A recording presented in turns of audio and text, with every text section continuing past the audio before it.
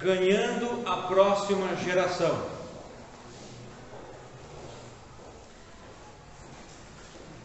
Nós fizemos a leitura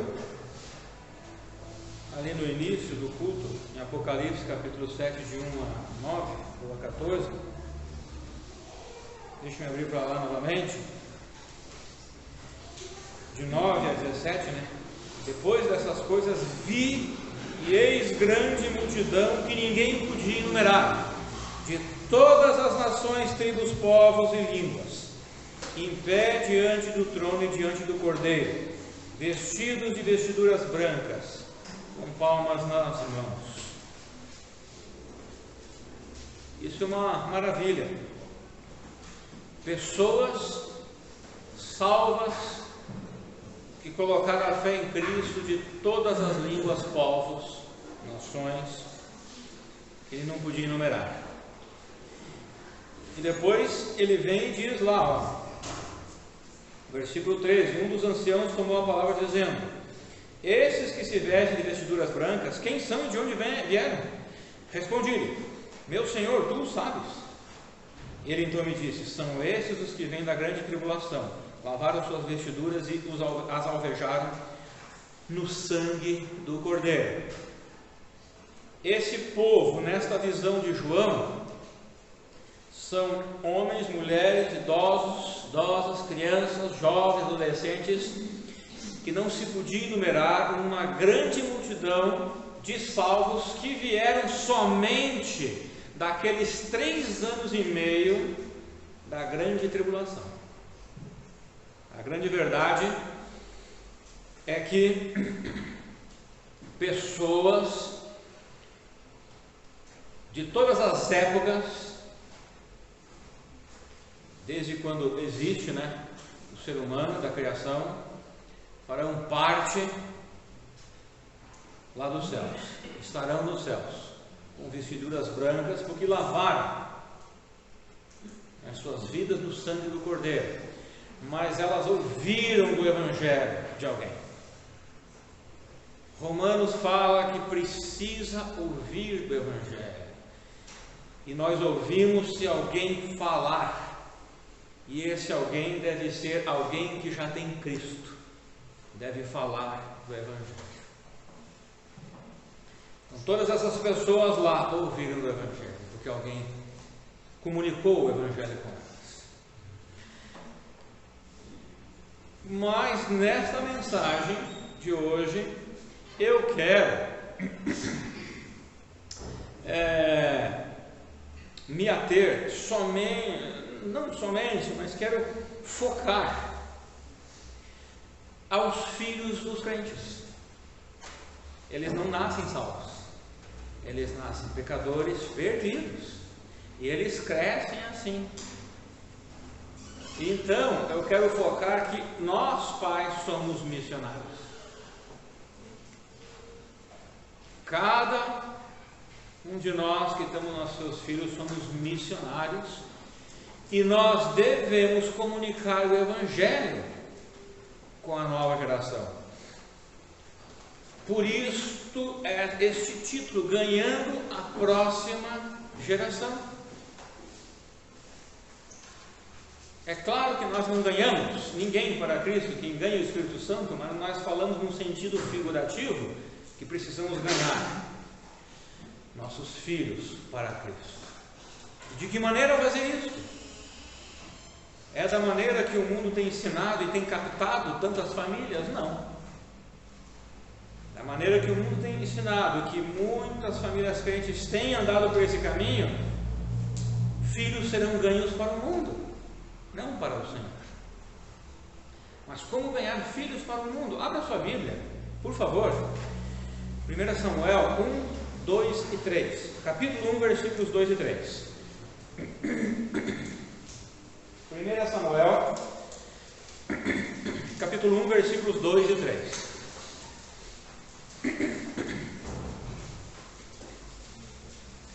Farei a leitura aqui na tradução da Ara. Primeiro Samuel, é um livro, 1 Samuel, Primeiro livro de Samuel, capítulo 1, versículos 2 e 3. Eu falei primeira, né? Não é uma carta, é um livro. Tinha ele, Eucana, tá? Tinha ele duas mulheres. Uma se chamava Ana e a outra Penina, tá? Deus não concordava, mesmo naquela época, em ter mais do que uma esposa.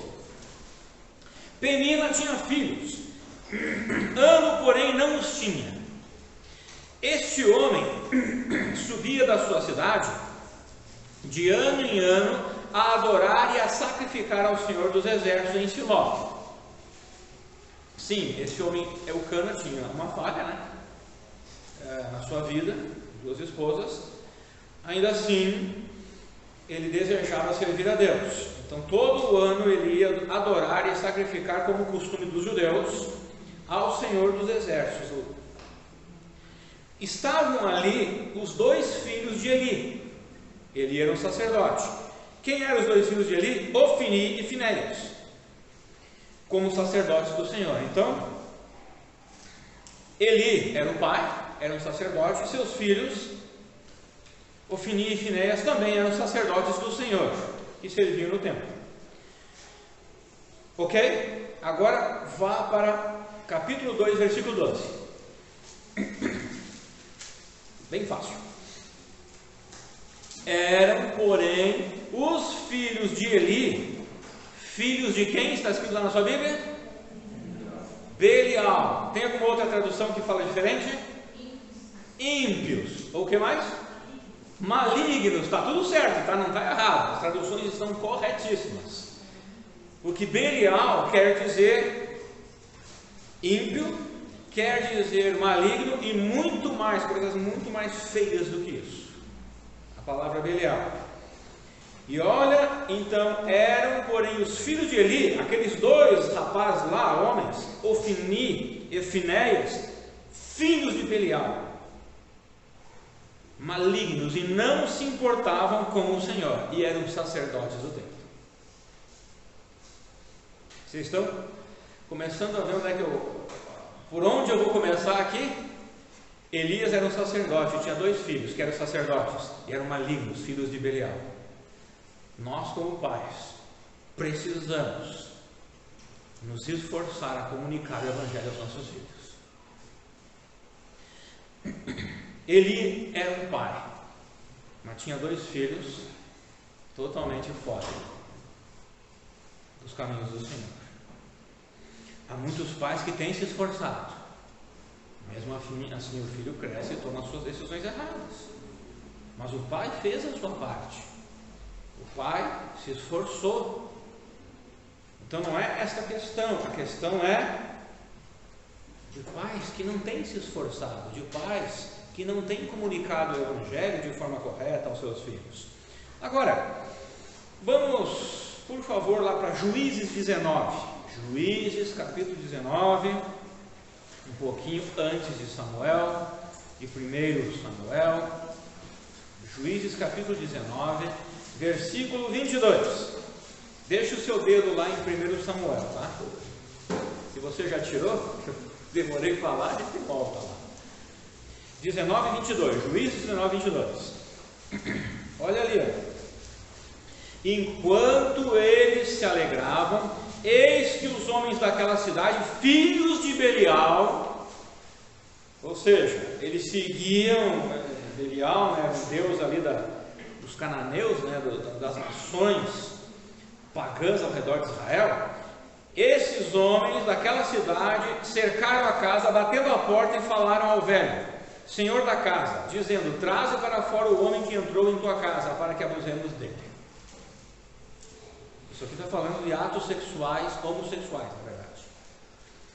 Então tinha um levita e a sua concubina, né, uma mulher que era escrava, e eles estavam indo da sua cidade. Ele foi buscar ela, né, que ela tinha fugido, eles estavam voltando, e na volta eles estavam numa praça, e aquele homem voltando da roça, dos seus trabalhos, ele encontrou aquele casal e disse, olha, não, vocês não vão ficar aí na praça, dormir aí, vão para minha casa. Chamou ele, o casal, eles estavam lá então, se alegrando, comendo e tudo, e os homens daquela cidade eu esqueci o nome daquela, a tribo de Benjamim, uma das tribos de Deus, bateram lá e disseram: traz aquele levita para fora que nós queremos ter relações com ele. Que coisa hedionda, filhos de Belial. Então é só para os irmãos terem uma ideia, o grau de nojo que era essa palavra Belial. Agora, Belial é uma expressão que significa bebedice, idolatria, homossexualidade, orgias sexuais e rebelião. Todas as atitudes dos povos de Israel eram atitudes de Belial. O nome Belial também é direcionado a um homem indigno, ordinário, fraco, medíocre, baixo, grosseiro, mal educado e sem caráter. Agora, 1 Samuel 8, 1. Primeiro livro de Samuel, capítulo 8, versículo 1.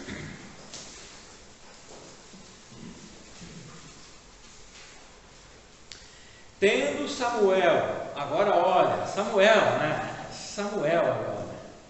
Nós vimos ali os benjamitas, filhos de Belial. Nós vimos ali os Ofnis e Finéias, os filhos do sacerdote Eli. E agora os filhos de Samuel. Tendo Samuel envelhecido, constituiu seus filhos por juízes sobre Israel. Samuel era um dos juízes, sacerdote também. E ele estava para morrer, então ele constituiu seus filhos. O primogênito chamava-se Joel e o segundo Abias. E foram juízes em Berseba.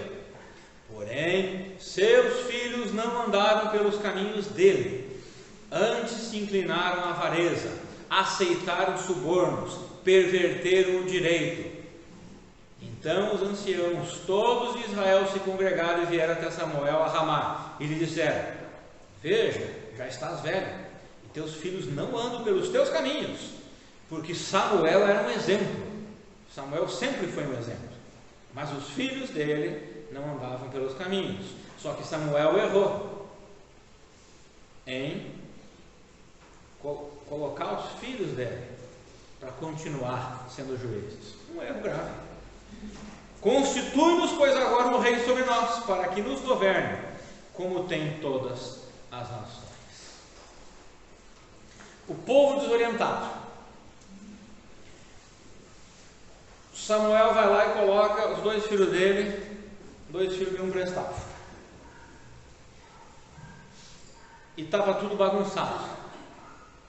Então o povo, é aqui que começa o povo não querendo mais um governo teocrático.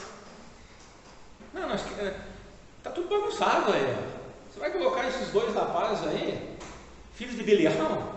Não, então nós queremos um governo igual às nações ao redor, melhor do que esses dois aí. É por isso que precisamos ser sérios, honestos com as coisas do Senhor. No livro Uma História Ilustrada do Cristianismo, volume 7, A Era dos Conquistadores, o autor Justo Gonçalves, ele registra a exploração das Américas pelas expedições espanholas, ali no século XV. E essas expedições exploratórias eram formadas por militares, também por aventureiros, também por comerciantes e também por missionários católicos. Não vou generalizar, mas era uma corja que só ia explorar Deus. Muitas dessas expedições encontravam oposição chegando nas Américas. Os incas, os maias, os índios em geral. Na América Central, por exemplo, uma expedição com 300 homens que foi liderada pelo almirante Diego Velázquez desembarcou na ilha. E essa expedição foi dividida em 3 grupos, 3 partes, para explorarem a ilha. Então, um desses grupos, que era comandado por um homem chamado Panfilo de Narvaez, se dirigiu à região mais central da ilha, mais interior da ilha. E foi onde os espanhóis encontraram única oposição indígena, na conquista ali da ilha da América Central, principalmente Cuba. E essa oposição, ela era dirigida por um cacique chamado Hatue. Esse cacique, ele já tinha vindo de outros locais, de outro local, de um local chamado Espanhola, onde já havia havido muitas explorações, invasões dos espanhóis. Ele saiu de lá. Então, quando ele saiu, fugiu de lá, se encontrou com esses outros indígenas, mais no interior da ilha, e ele chegou para eles e disse assim: ó, seguinte, esses homens que vêm aí, eles são violentos, eles são cruéis e são tudo avarento. O que, quando ele relatou isso, ele ganhou a confiança daqueles índios que estavam naquela região. Aqueles indígenas passaram a confiar nele. E ele não mentiu, nessas palavras pelo menos. Não sei se o livro retrata tudo, né, tudo que ele falou, mas era verdade, eles eram cruéis e avarentos. E ele então conseguiu ser o líder daquele grupo, em pouco tempo. Eles vêm aqui para acabar com vocês. Então, o que tu nos orienta a fazer, né? Você já veio de Espanhola, eles já foram para lá, já fizeram tudo isso. Não, vamos se opor a eles. Então eles ficaram com aquele índio chamado Rato. Só que, imagina, né? Ferro e pólvora contra pau, fogo, não vai, né? Não anda. Por final, a gente sabe a história, né? Foram todos capturados, mortos. E aquele líder, Hatue, ele foi capturado. E ele foi condenado ali mesmo, à fogueira, morrendo na fogueira. E um sacerdote católico disse para ele: ó, então você precisa receber o batismo para que as portas do céu sejam abertas para você.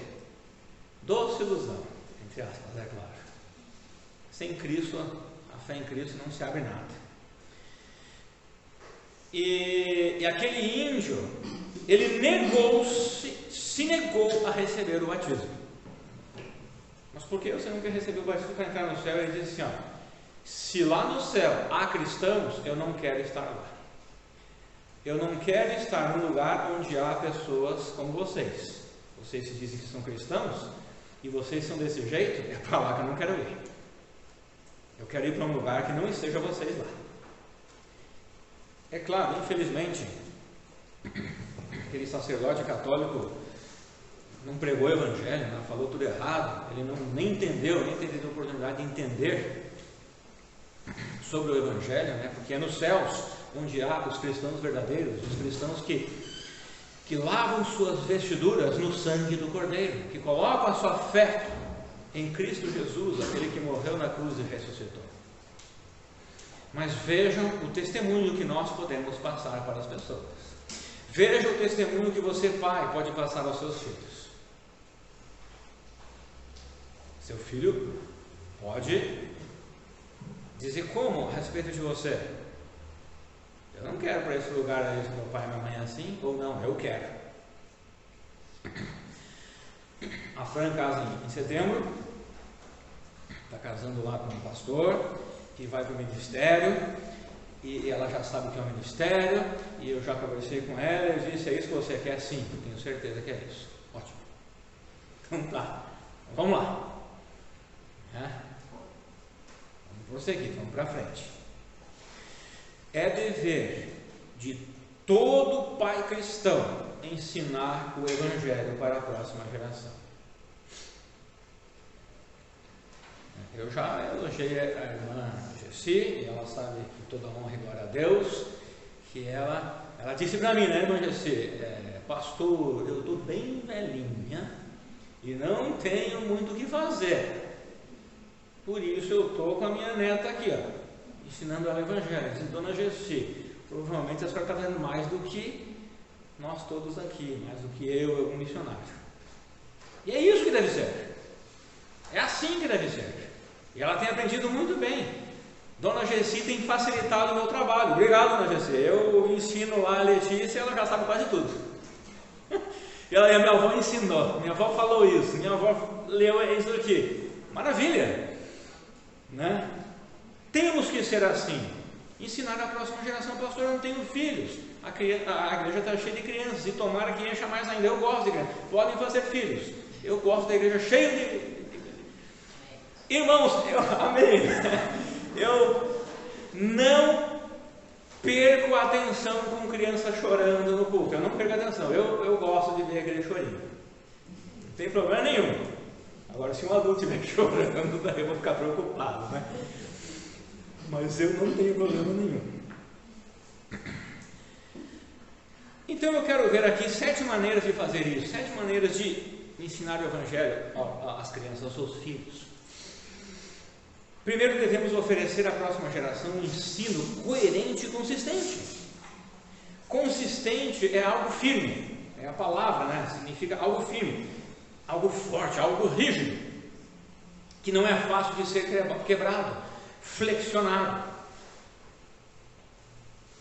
E coerente diz respeito a uma pessoa que possui comportamentos coerentes com suas ideias, que permanece com suas atitudes de cristão e mantém suas opiniões e seus princípios bíblicos, não importa quais forem as circunstâncias. É uma pessoa coerente. Não é aquele tipo de pessoa, eu vou à igreja ao domingo, mas segunda-feira eu já estou fazendo o que é errado. Não, eu sou crente todos os dias.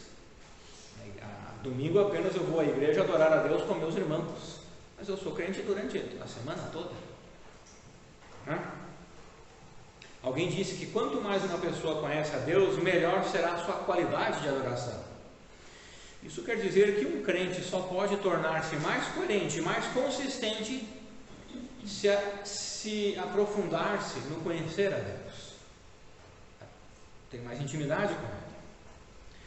Os pais que querem abençoar as vidas de seus filhos devem seguir esse conselho. Devemos cuidar onde temos investido mais nosso tempo: no lazer, na diversão, no trabalho ou nas coisas de Deus. E não há aqui lazer, diversão, trabalho versus coisas de Deus. Não é isso, não é isso. Eu não vou mais com minhas filhas no parquinho, mas eu ia no parquinho com elas, íamos ter um tempo de diversão, um tempo de lazer, e íamos honrar ao Senhor com aquele tempo. É bom, né, quando os irmãos se reúnem para jantar, almoçar na casa uns dos outros. Podem me convidar, não tem problema, eu vou lá. E a gente não vai fofocar sobre os outros, a gente vai ter um tempo abençoado e nossas palavras vão glorificar o nome de Deus quando estamos juntos.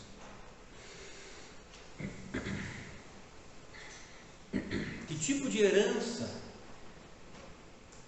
os pais estão deixando aos seus filhos? Heranças espirituais ou heranças transitórias? Segundo, devemos oferecer à próxima geração explicações razoáveis. As respostas que damos aos nossos filhos devem ser coerentes, devem ser lógicas, devem fazer sentido para as suas vidas. Quando os filhos são pequenos, eles devem obedecer e pronto. Tem lá o Pedrinho. Que idade tem o Pedrinho? Vai fazer em maio, que idade? 2 anos. Você vai lá, Pedrinho, vem aqui. Por quê? Não tem porquê, vem aqui, pronto. Quando ele crescer, não é mais assim. Pedrinho, vem aqui, porque você deve obedecer aos pais. E a Bíblia diz que você deve obedecer aos pais. Viu que eu não coloco? Não é eu? Eu estou ensinando para ele que ele deve obedecer e que ele deve seguir a autoridade bíblica. A Bíblia diz. Quando cresce, eles precisam entender. Por que estão fazendo? Agora, quando são pequenos, não tem como entender muito. Você vai ensinando, claro. E quais são as explicações que você tem dado ao seu filho? Filho, você deve obedecer porque eu sou seu pai. Ou você deve obedecer porque Deus diz que os filhos devem obedecer aos pais. Qual dos dois? Porque Deus diz.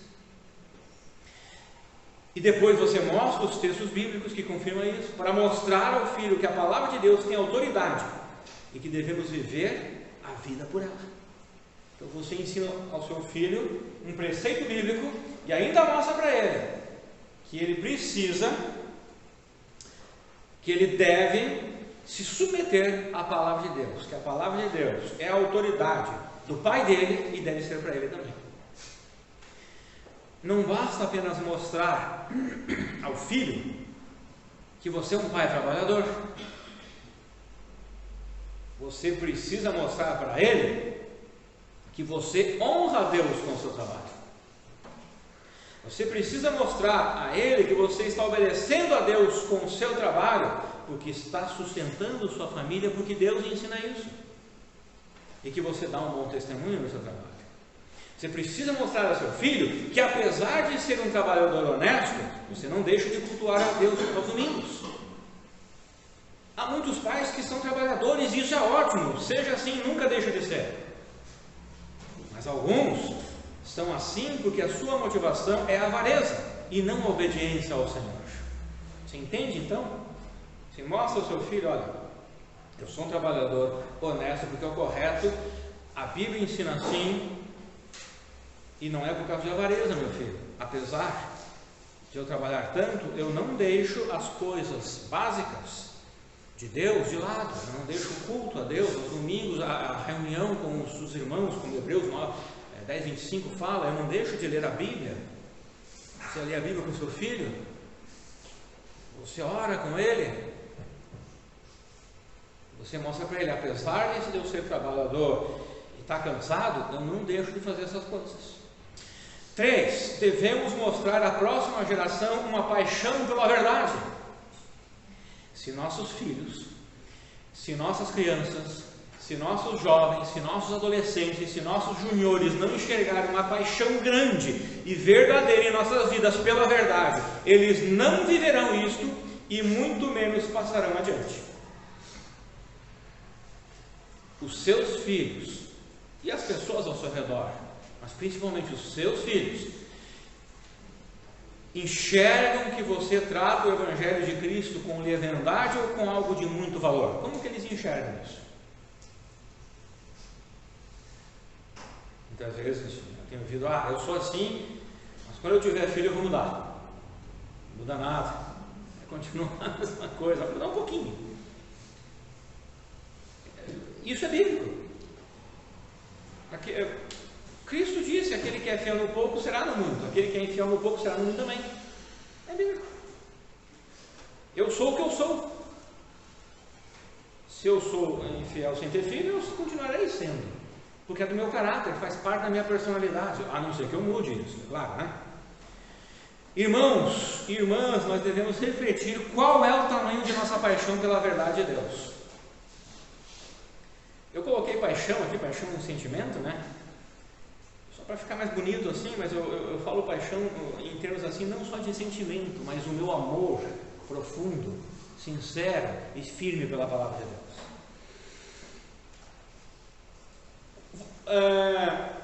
Vocês acham que Deus parou de chamar homens e mulheres para o ministério em tempo integral? Não, né? Mas parece que sim, né? Não parece que sim? Tem poucos querendo ir para o campo missionário, tem poucos querendo ir ser pastor de uma igreja, não é fácil. Por vários motivos, não vou citá-los aqui, mas não é fácil.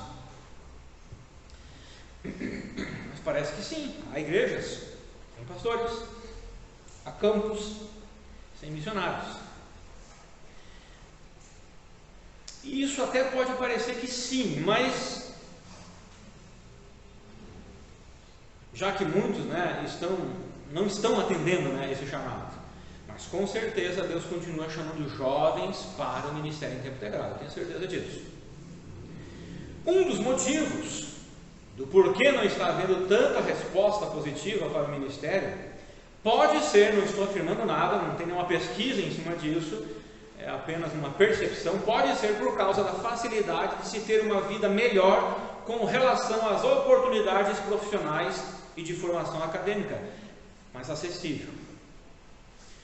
Mas também, outro motivo pode ser porque esta geração de pais não tem mostrado uma paixão tão grande assim pela verdade.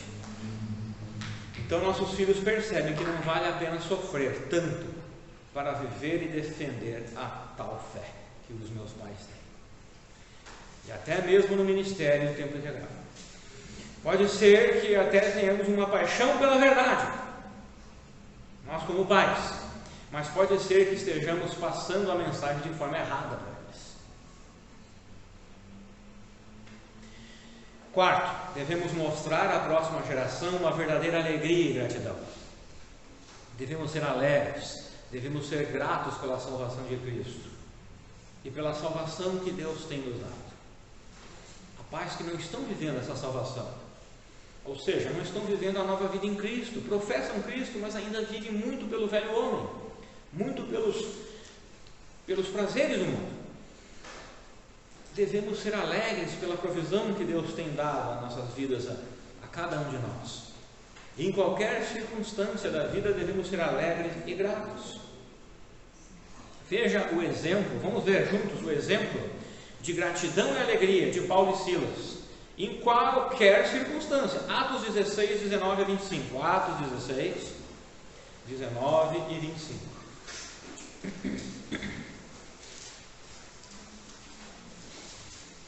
Atos 16, 19 e 25. Percebendo que a sua herança de lucro, percebendo que a sua esperança de lucro havia se esgotado, os proprietários da escrava agarraram Paulo e Silas e os arrastaram para a praça principal diante das autoridades. Então, tinha uma moça lá, tinha um demônio que se apossava dela, esse demônio adivinhava as coisas para o povo, e o povo ali, os líderes, usavam ela e tinham lucro através dela. E Paulo acabou expulsando o demônio, e o demônio ela não conseguia mais adivinhar nada, e daí eles não tinham mais lucro, eles ficaram aborrecidos e prenderam Paulo e Silas. 20. E apresentando-os aos magistrados locais, os acusaram, afirmando: esses homens, sendo judeus, perturbam a nossa cidade, pregando costumes que a nós, romanos, não é lícito acatar e tão pouco praticar. Mentira, né? Então a multidão unânime os atacou, e os magistrados, rasgando-lhes as roupas, ordenaram que fossem açoitados com varas. Depois de tê-los espancado muito, os jogaram na prisão, recomendando ao carcereiro que os vigiasse com toda atenção. Havendo recebido tais ordens expressas, ele os lançou no cárcere interior e lhes prendeu os pés no tronco. A conversão, 25. Por volta da meia-noite, Paulo e Silas estavam orando e entoando hinos de louvor a Deus, enquanto os demais presos os ouviam. Eu confesso que eu não sei se eu conseguiria fazer isso. Depois de tudo, de repente eu ia ser ranzinza. Mateus, eu estou te servindo assim, tudo, olha, entreguei minha vida a ti, e estou aqui, rasgaram minhas roupas, me deram uma surra com açoites e me trancaram na prisão. Que Deus é esse que eu estou servindo? Mas Paulo e Silas oraram, tudo bem. Geralmente todos nós, filhos de Deus, procuramos orar, mas louvaram a Deus, cantaram hinos. É um exemplo de ser grato a Deus em toda e qualquer situação que eu preciso desenvolver em minha vida, que nós precisamos desenvolver nessas vidas. Devemos mostrar à próxima geração uma preocupação com as outras pessoas. Devemos mostrar a eles que temos compaixão pelos irmãos em Cristo e compaixão pelas almas perdidas. E como nós fizemos isso? Nós fizemos isso cuidando, aconselhando, confortando, consolando, se interessando e restaurando pessoas. Nós precisamos também desenvolver atitudes de não falar mal do irmão, mas de falar bem dele. Atitudes de, se eu vou na igreja, se ninguém vier me cumprimentar, eu não cumprimento ninguém, eu vou embora. Não, eu preciso procurar, ir atrás das pessoas. Quando as meninas eram pequenininhas, já que a Fran não está aqui, já que só a Rafa está, estou falando só da Fran. O dia que a Rafa não tiver, eu falo da Rafa. Elas eram pequenininhas, eu acho que a Fran tinha lá uns 5 ou 6 anos, a Rafa era um uns 8 a 9, nós fomos entregar alguns folhetos, uma padaria perto de casa, lá em Caxias do Sul, e a Fran foi toda contente entregar um folheto para um senhor idoso, rabugento, ranzinza, mal educado. Ela fez assim, alegre da vida, e aquele senhor, eu não quero esse negócio aí. Ela voltou, veio lá pro meu lado, assim, ficou quieta no folheto. O que houve, Fran? Não, olha, aconteceu isso. Ah, tudo bem, vamos prosseguir aí, vamos à frente. Você entregou já vários aí, alguém vai aceitar esse seu aí, né? E mesmo assim, ela aprendeu, elas aprenderam, nós ensinamos mesmo com nossas falhas, a se preocupar com as almas perdidas. Sexto, devemos mostrar à próxima geração que há motivos corretos em nossos corações. A nossa geração deve ver que temos motivações corretas para com Deus. Não adianta eu chegar na igreja aqui, abrir um sorriso lá na orelha, cumprimentar meu irmão, minha irmã, e chegar lá em casa, meu filho ouviu falando mal dele. Não adianta. Nada disso. Eles precisam ver que há motivações corretas em meu coração, sem interesse próprio. Pois quando as pessoas e os nossos filhos olham para as nossas vidas, eles devem chegar à conclusão de que Deus é muito importante para nós.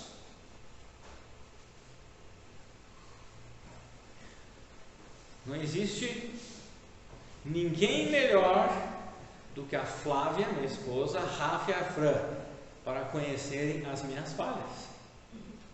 Elas acordam comigo, vivem comigo, nos alegramos juntos, brigamos juntos. Não existe melhor, elas conhecem tintim por tintim. E vice-versa, eu também, tá bom? Mas nós devemos mostrar motivos corretos em nossos corações, apesar dos apesares, apesar das falhas. Eles devem enxergar para nossas vidas e apesar das falhas, Deus é muito importante para meu pai, Deus é muito importante para minha mãe. E sétimo, devemos mostrar à próxima geração ações que não sejam hipócritas. Não devemos fingir atitudes, não devemos fingir virtudes, não devemos fingir sentimentos, nem fingir devoção a Deus. Não adianta fingirmos que somos bons crentes. Não subestime a inteligência e percepção de seus filhos. Eles saberão quando você está agindo com falsidade. Eu sei disso. Eu tenho 2 filhas. Eles sabem. Eu tenho uma esposa. Eles sabem. E eles dizem. E você precisa aceitar. E precisa arrumar e melhorar. Essas 7 maneiras de agir não são infalíveis, tá? Mas a sua atitude de pai piedoso, hoje, poderá resultar em futuros homens e mulheres piedosos amanhã. A próxima geração. Pode ser que alguns se percam. Mesmo assim, não desista de almejar essas atitudes em sua vida. A palavra de Deus nunca volta vazia. O seu testemunho será de bom proveito para alguém. Isaías 55, 10 e 11 diz o seguinte: como a chuva e a neve descem dos céus e não retornam para eles sem regarem a terra e fazerem brotar e florescer, a fim de que ela produza sementes para o semeador e pão para os que dele se alimentam, assim também acontece com a palavra que sai da minha boca. Ela não voltará para mim vazia, mas realizará toda a obra que desejo e atingirá o propósito para o qual a enviei. Aquela pessoa que você tanto deseja, pode ser que nunca responda positivamente ao Evangelho, mas não desista. O teu testemunho terá efeito na vida de alguém. Pode até ser de uma pessoa que você nem conheça. Ainda mais hoje com as redes sociais. você agir bem corretinho nas redes sociais, né? Pode ser que a pessoa ouça alguma coisa de você nas redes sociais, de algum outro lugar, e que você nunca vai saber que influenciou a vida dela. Não importa aqui, eu estou fazendo algo que vale a pena, algo extraordinário, algo que Deus tem me chamado. Deus não precisa de ajuda para nada, né? Ele é todo poderoso.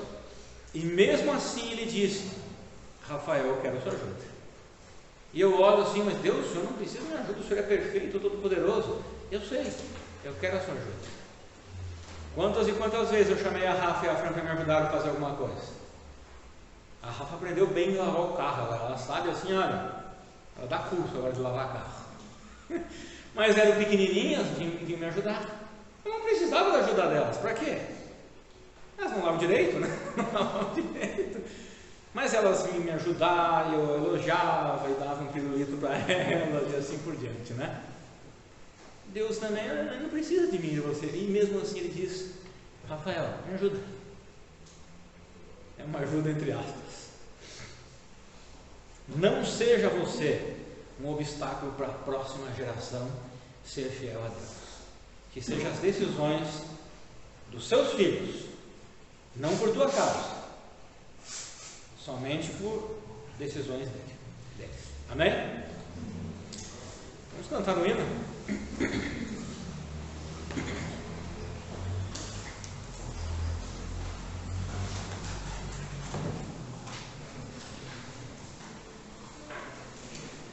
(117) mais de Cristo. 117 voz e melodia.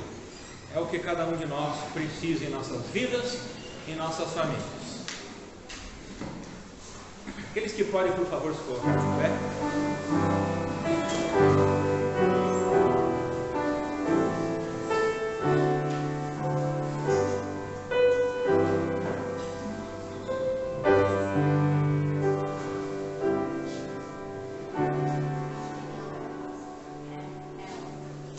Ah, 107.